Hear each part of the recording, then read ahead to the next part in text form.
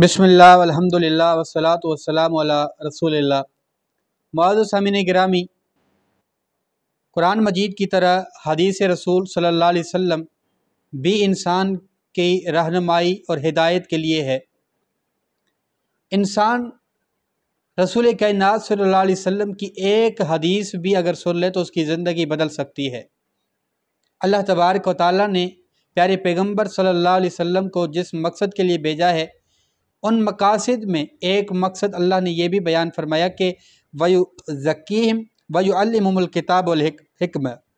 نبی علیہ السلام کو اس لیے بھیجا کہ کتاب یعنی قرآن مجید، حکمت یعنی احادیث رسول صلی اللہ علیہ وسلم کے ذریعے لوگوں کو علم دے اور ان کو خرافات، شرک و بدعات اور گناہوں سے پاک و صاف کرے۔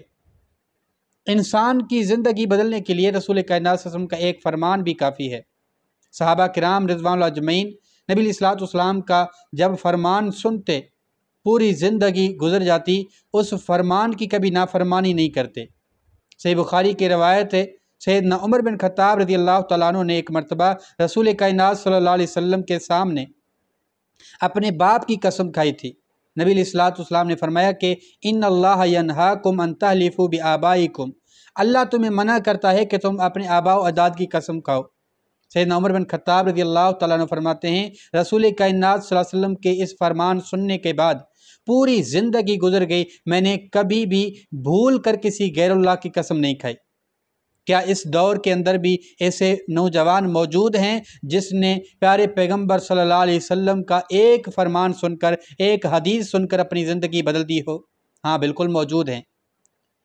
ایک نوجوان، کوئی مدرسے کا فارغ التحصیل نہیں، مدرسے کا فاضل نہیں، عالم دین نہیں، کوئی طالب علم نہیں، ایک ٹک ٹاکر ہے جو اپنی بیوی کو لا کر سوشل میڈیا پر پیسے کمانے کی کوشش کرتا ہے، ٹک ٹاک پر، یوٹیوب پر، لیکن جب اس نے نبی علیہ السلام کا ایک فرمان سنا، ثلاثۃ لا ينظر اللہ الیہم یوم القیامہ، تین بندے ایسے ہیں جن کی طرف اللہ کے نبی کریم صلی اللہ علیہ وسلم نے فرمایا قیامت کے دن اللہ کبھی بھی نظر کرم نہیں کرے گا۔ ایک شخص العاق لوالدیہ، والدین کا نافرمان انسان۔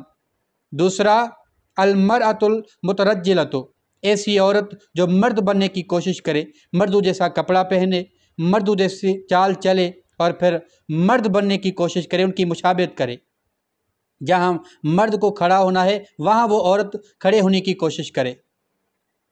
اور تیسرا انسان، اللہ کے نبی کریم صلی اللہ علیہ وسلم نے فرمایا والدیوس، بے غیرت انسان۔ یہ حدیث جیسے اس نوجوان نے سنی، اس نے اپنے اوپر سے وہ بے غیرتی کا لباس اتار دیا، اپنی زندگی بدلنے کی کوشش کی اور وعدہ کیا کہ آج کے بعد میری بیوی کبھی سوشل میڈیا پر نہیں آئے گی۔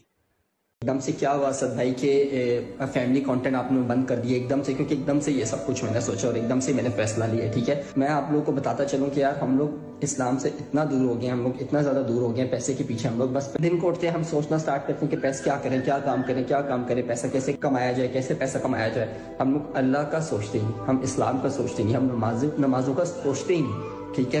حالانکہ اللہ نے فرمایا، خود اللہ نے بولا کہ آپ تم لوگ نمازیں پڑھو، اس کی ٹینشن چھوڑ دو، اللہ آپ کو دے گا، ٹھیک ہے۔ مگر ہم لوگ بہت جو ہے نا اسلام سے دور ہو گئے میں، ٹھیک ہے۔ ایک جگہ میں نے پڑھا نہیں تھا، میں نے سنا تھا، ٹھیک ہے۔ تو میں بہت ڈر گیا، میں پرسنلی بہت زیادہ ڈر گیا اس چیز کو، وہ سن کے۔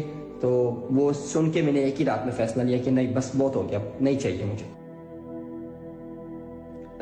جب فیصلہ ہو رہا ہوگا آخرت کے وقت، اللہ تین انسانوں کی طرف دیکھے گا بھی نہیں۔ پہلا انسان کون ہے؟ جو ظاہر سی بات ہے ماں باپ کی نافرمانی کرتا ہے، ٹھیک ہے۔ دوسرا انسان کون ہے؟ جو لڑکی ہوتی ہے، ٹھیک ہے، جو ایکٹ لائک لڑکا کرتی ہے، کپڑے لڑکوں کی طرح پہنتی ہے، سب کچھ ایچ اینڈ ایوری تھنگ، لگتا ہی نہیں کہ وہ لڑکی ہے۔ دوسرا انسان کون ہے؟ تیسرا انسان دایوس ہے۔ تو استغفار، جو اپنی یعنی کہ بیوی کو کیمرے کے سامنے، فار ایگزامپل جو میں ڈیلی بلاگنگ کر رہا تھا، ٹھیک ہے، جو میں ڈیلی بلاگنگ کر رہا تھا، نمرا کو میں کیمرے کے سامنے لا رہا تھا، ٹھیک ہے۔ کتنے ہزاروں لوگ ہیں جو دیکھتے ہیں ڈیلی بلاگس، تو اس میں کتنے لوگ جو ہوتے ہیں جو جج کرتے ہیں، کیا کیا سوچتے ہیں ہمیں نہیں پتا، ٹھیک ہے۔ تو توبہ استغفار، وہ تیسرا انسان وہ ہے۔ فیملی اپنی ماں بہنوں کو نچا کر پیسے کمانے والے بے غیرت انسانوں، تمہارے لیے نصیحت ہے، تمہارے لیے پیغام ہے۔ اللہ کے نبی کریم صلی اللہ علیہ وسلم کے فرامین کو پڑھا کرو، قرآن مجید کو پڑھا کرو۔ یہ دنیا آنے جانے والی چیز ہے، یہ آج تمہارے ہاتھوں میں ہے، کل تمہارے ہاتھوں میں نہیں ہوگی۔